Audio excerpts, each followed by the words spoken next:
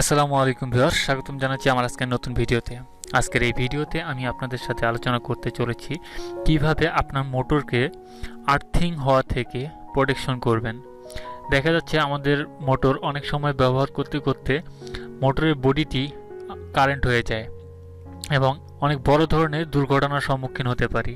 তো এই ধরনের বডি আর্থিং কারেন্ট থেকে মোটরকে এবং নিজেকে আত্মরক্ষা করার জন্য জাস্ট একটি রিলে এর মাধ্যমে আমরা একটি প্রোটেকশন তৈরি করতে পারি। তো কিভাবে এই প্রোটেকশনটি কাজ করবে তা আমি এই সার্কিটের মাধ্যমে ওই ড্রয়িংয়ের মাধ্যমে আপনাদের সামনে উপস্থাপন করব। তো চলুন আমরা দেখি যে কিভাবে কানেকশনটি করতে হয়। তো আমরা সর্বপ্রথম একটি ডল কানেকশন ইউজ করব। যেহেতু আমরা একটি ছোট মোটরের জন্য ব্যবহার করব, সেহেতু আমরা একটি ডল কানেকশন ব্যবহার করব। তো আপনারা সবাই জানেন, এর জন্য আমাদের দুটি সুইচ, একটি এনও একটি এনসি এবং একটি ম্যাগনেটিক কন্ট্যাক্ট প্রয়োজন পড়বে। তো আমরা প্রথমে ডল কানেকশনটি সম্পন্ন করে নেই। তো কানেকশনটি উপভোগ করুন।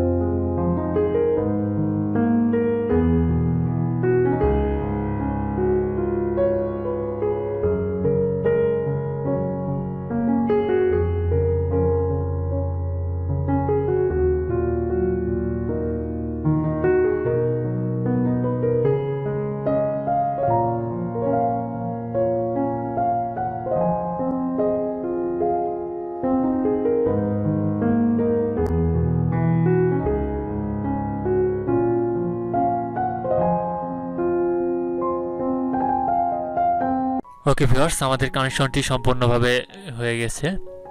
এখন আমি আপনাদের সামনে এক্সপ্লেন করব যে কিভাবে একটি রিলে এই মোটরটিকে এবং আমাদেরকে প্রোটেকশন করবে। তো দেখুন, আপনারা যদি এই রিলেটির দিকে খেয়াল করুন, এই রিলেতে আমরা 8 এবং 2 এর মাধ্যমে নর্মাল যে ভোল্টেজটা আমাদের সাপ্লাই ভোল্টেজ 220 ভোল্টেজ, সেই নর্মাল ভোল্টেজটা আমরা সাপ্লাই দিব। তো যখন আমাদের এই 8 এবং 2 আমরা যখন 220 ভোল্টেজ সরবরাহ দিচ্ছি, তখন কিন্তু রিলেটা অ্যাক্টিভ হচ্ছে না, অর্থাৎ রিলের মধ্যে তখন কোনো ধরনের কার্যক্রম কিন্তু পরিচালনা হচ্ছে না। জাস্ট 8 এবং 5 সরাসরি কিন্তু একটির সাথে, অর্থাৎ 8 এবং 5 একে অন্যের সাথে সিরিজে কানেকশন অবস্থায় রয়েছে এবং এটির মধ্যে কোনো ডিফারেন্ট নেই। অর্থাৎ 8 সাপ্লাই দেওয়ার সাথে সাথে 5 মাধ্যমে আমাদের মিনিয়েচার সার্কিটের মাধ্যমে এই এনসি এবং এনও অর্থাৎ অফ এবং অন পুশ বাটনের মাধ্যমে আমাদের এই ম্যাগনেটিক কন্ট্যাক্টরটিকে অ্যাক্টিভ করবে এবং আমাদের মোটরটি চলবে। এটা কিন্তু একটি ডল কানেকশন। আপনাদের যদি ডল অর্থাৎ ডাইরেক্ট অনলাইন স্টার্টারের সম্পর্কে কোনো ধারণা না থাকে, তাহলে আমার পূর্বের করা ভিডিওর মাধ্যমে আপনারা দেখে নিতে পারেন, যার লিঙ্ক ডিসক্রিপশন এবং আই বাটনে দেওয়া থাকবে। তো দেখুন এখানে প্রোটেকশনটা কিভাবে কাজ করছে। তো যখন আমরা এই জায়গায় 220 সাপ্লাই দিলাম, তখন কিন্তু আমাদের মোটরটি জেনারেলি যেভাবে কাজ করা উচিত সেভাবেই কাজ করতেছে। এখন যদি কোনো কারণে আমাদের এই মোটরে বডি হয়, অর্থাৎ এই বডিতে কারেন্ট চলে আসে, অর্থাৎ আর্থিং কারেন্টটা যদি বেশি প্রবাহিত হয়, অর্থাৎ এই আমাদের যে রিলেগুলো, এগুলো মূলত 50 ভোল্ট থেকে শুরু করে 220 ভোল্ট পর্যন্ত কাজ করে থাকে। অর্থাৎ 50 ভোল্ট পাওয়ার সাথে সাথে আমাদের এই রিলেটি কিন্তু অ্যাক্টিভ হয়ে যাবে। তো কখন অ্যাক্টিভ হবে আমাদের রিলেটি? যখন এই মোটরের বডিতে নির্দিষ্ট পরিমাণ বিদ্যুৎ প্রবাহিত হলে, এই বডিতে যেটি মানুষের ধারণ ক্ষমতার বাইরে যদি প্রবাহিত হয়, যদি আমাদের এই মোটরের বডিতে ইলেকট্রিসিটি প্রবাহ শুরু হয়, তাহলে কি হবে?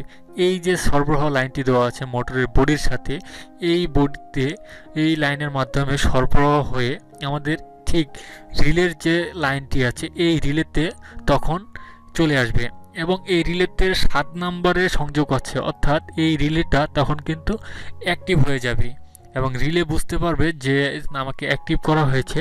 এবং রিলের যে 8 এবং 5-এর মধ্যে যে কানেকশনটি আছে, এই 8 এবং 5-এর মধ্যে যে কানেকশনটি, এই কানেকশনটি কিন্তু তখন বিচ্ছিন্ন হয়ে যাবে। তখন এই কানেকশনটি কোথায় কাজ করবে জানেন? এই কানেকশনটি তখন কাজ করবে 8 এবং 6-এর মধ্যে কানেকশন থাকবে।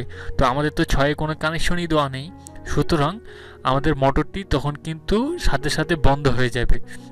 এবং ততক্ষণ পর্যন্ত আমাদের মোটরটি কিন্তু চালু হবে না যতক্ষণ পর্যন্ত মোটরের বডিতে ইলেকট্রিসিটি প্রবাহিত হতে থাকবে। অর্থাৎ আমাদের মোটরটি যদি কোনো কারণে বডি শর্ট হয়, বডিতে যদি কোনো ধরনের ইলেকট্রিসিটি প্রবাহিত হয়, তাহলে কোনোভাবেই আমাদের মোটরটি চালু হবে না। সুতরাং আপনারা বুঝতে পারলেন যে কিভাবে জাস্ট একটি রিলে এর মাধ্যমে আমরা আমাদের এই দামি মোটরগুলোকে এবং আমাদের নিজেদেরকে এই অনাকাঙ্ক্ষিত বিদ্যুৎ হতে নিরাপদ রাখতে পারি। তো আমার ভিডিওটি যদি আপনাদের কোনো ধরনের উপকারে আসে বা আপনারা যদি মনে করেন যে আমার ভিডিওটি হেল্পফুল, তাহলে অবশ্যই আমার চ্যানেলটি সাবস্ক্রাইব করবেন এবং বেল আইকন প্রেস করে পাশেই থাকবেন। ধন্যবাদ সকলকে।